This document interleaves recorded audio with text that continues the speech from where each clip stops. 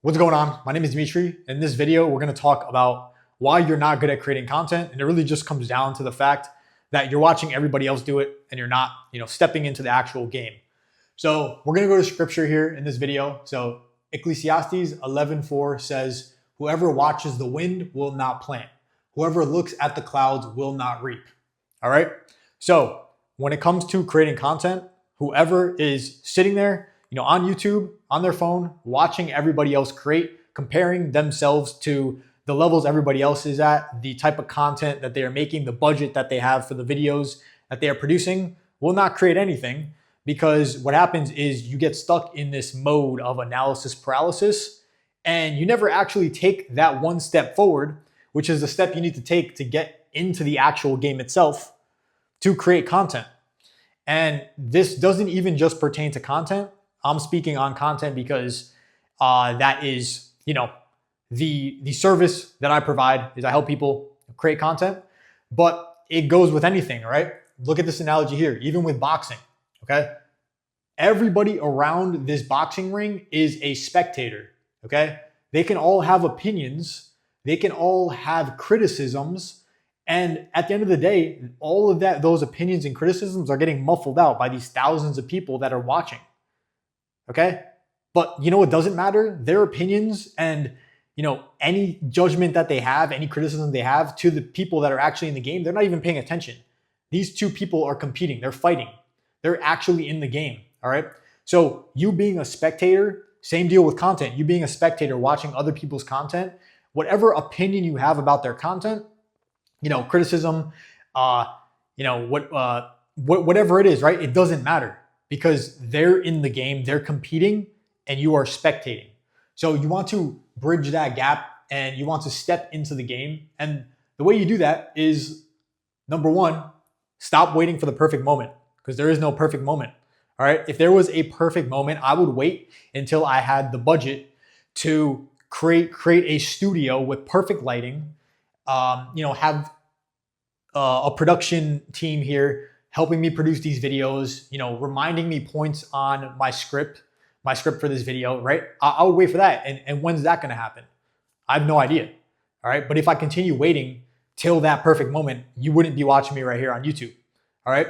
Instead, what I've done is I've created this budget setup. The most expensive thing in this setup right now is my iPhone, and everybody has an iPhone. All right.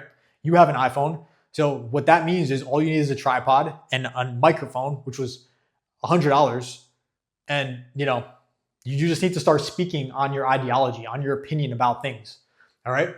Number two is the devil's strategy. So in order to stop watching the wind, all right, in order to stop watching other people create content, and in order for you to start creating content, what you need to do is realize that the devil's goal is literally to just get you to contemplate everything.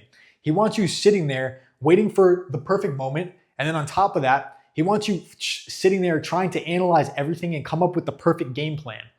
And odds are you've probably already been doing that for the past few years. All right. Some of you might have been doing it for, the past 10 years of your entire life. All right. This is how I was for, I'd say, the past year. What I was doing was I was coming up with like an idea list of large ideas, which, there's nothing wrong with that. But what I wasn't doing was actually filming the content. So I was sitting here talking to my fiance about the fact that I need to start creating content. I was talking to my brother about the fact that, yeah, dude, once I start creating content, I'm not going to stop, blah, blah, blah, right? And years go by. And what happened? I created zero content, all right? The way that I have bridged that gap now is by number three, realizing that there are spectators and there are players in life. That is it. Two types of people, right? Some people will say winners and losers. All right. I like to say spectators versus players. So if we go back here, as you can see, there are thousands of spectators here, okay? And there are only two people in the game competing against each other, all right? These people don't really care what, the spectators have to say, because they've already bridged that gap and separated themselves and, stepped into the arena. Really all it takes is in content, at least, is that first video, which is that first step, into the platform. Now that you've actually posted, you want to continue to build that momentum, and you continue building that momentum by, just continuing to create content. All right. And then number 4, I would actually switch these two right now, is competition. So competition is it's really non-existent, okay? So if you look at me right now, if you look at my subscribers, the amount of views I get, and you compare me to like, other people in the niche that have significantly more subscribers than I do, that have a lot more clients than I do, you'd probably think I'm competing against them, but I'm not. Most of these people, most of these larger creators, I've probably paid to coach me, to help me level up within business, within content. And, I don't even see them as competition. Once you actually step into the game, you realize that there is no competition. The only competition, as cliche as it may sound, it's true, is you. You need to constantly compete with your own procrastination. You need to constantly compete with your own self-doubts, with your own self-beliefs. You need to constantly make sure that you are convincing yourself that you are actually becoming the person that is, good enough to create content that is going to help other people. And you do that by creating a undeniable amount of proof, just like Alex Hormozi says. And you do that with practice, okay? So there's no way to actually become good at something without practicing, all right? Like, let's say you were trying to learn how to kickflip on a skateboard. You're not just gonna sit there, kickflip 3 times outside and then realize, yeah, dude, honestly, I don't think I can kickflip. It makes no sense, all right? I don't even know how many kickflips I've attempted before I've actually landed one, but I'd say, aim for at least 1,000. You want to aim for at least 1,000 kickflips, and then, what's gonna happen? Do you think you're really not gonna land a kickflip after you've tried 1,000 times? That's pretty highly unlikely, right? Same deal with content. You think after you've posted 1,000 videos, you're not going to get the hang of it, and you're not gonna actually attracted an audience of like-minded people who actually want to consume the ideology that you create and the content that you put out, right? A lot of the times the opinions that you have, actually all the time. So there are a lot of people who have the same exact opinions that you have and actually like the way you deliver your points. So the way you attract those people to you is just by starting, just stepping into the game, all right? And then number 5 is make it a non-negotiable. So besides the couple of days that I have missed posting, I have made content a non-negotiable. Every single week on my calendar, on a specific day and time, I have film YouTube video, all right? And the day before that, I actually have on the calendar, prepare YouTube video. And what I do is I sit down and I prepare my ideas by just brain dumping them into a Notion document, and then I organize them.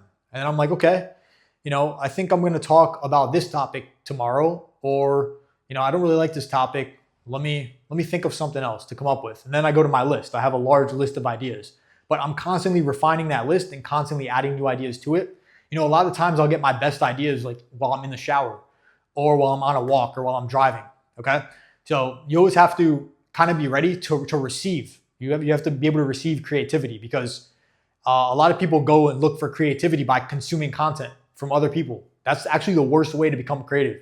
The best way to become creative is actually just to sit there in silence, sit outside, sit on your porch, and be active. Like do something besides consume, anything but consume. Your job is to create. All right. Remember, you're not a spectator anymore. You're a player. Okay. And number 6 is you just need to plant the seeds. And what do I mean by plant the seeds? You just need to start planting the seeds. All right. Let's go back to my example before of having like a high-end studio. The way you plant the seeds is just by, putting it out there. Just create a video, like set up an iPhone, or you don't even need a mic. I would say bare minimum, like if you want to make sure that your quality, your video quality is high, bare minimum, all right, get a mic, spend $100, get this mic here, and your audio quality is gonna sound a lot better, but you already have an iPhone. You don't need a camera. Dude, by the time you get a camera, you're gonna need a lens, a tripod, whatever. You're gonna set it up. Dude, it's a pain in the ass setting up a camera and then unplugging the memory card, plugging it into the computer. You don't need to do that. You literally have an iPhone that can film better than your camera can. Your camera could probably film better if you actually knew how to use it, but that's a whole nother thing. So, start planting the seeds by doing. Just create something, just put it out there, all right? You have an idea, you have something you like talking about, just talk about it, put it out there. Stop trying to script the perfect video. You don't need an editor to create a retention, a high retention based video. If you're doing entertainment, if you're creating entertainment content, that's different. But if you're creating content for your business, dude, you already have all the knowledge stored in your brain. Just talk about it now. All right. You don't sit there when you're talking to clients and just sit there in silence and just contemplate what you're going to say. No, you just speak. It's the same thing with content. So start planting the seeds, start putting out videos, and realize that your first video is not going to be as good as your 1,000th video. But your goal is to bridge that gap as quickly as possible. And the way you do that is by planting seeds. All right. You're not going to progress if you have a bag of seeds and they're in your pocket and you're just trying to guard them and you're making sure that they're not falling on the grass while you're walking around, right? It doesn't make any sense. You want to take those seeds and you want to start dropping them as you go. All right. And the odds are you're going to get better. And it's actually impossible not to get better when you're doing something. All right. So that is it for this video. Hope you found it helpful. And if you're going to take away one thing from this video, I would say it's make sure that you're not overly comparing your ideas to other people's ideas, because what happens there is you start to develop this pattern of thinking where nothing you think about is original, and you start looking for validation from other people who are already successful to validate your own points. When at the end of the day, that's not what they're doing. What they're doing is they're just speaking to you like a philosopher, and they're talking to you about their points, and you're resonating with their points because those are their actual opinions. So, be original, be creative, and, allow yourself to plant seeds. Hope you enjoyed this video. I will catch you in the next one.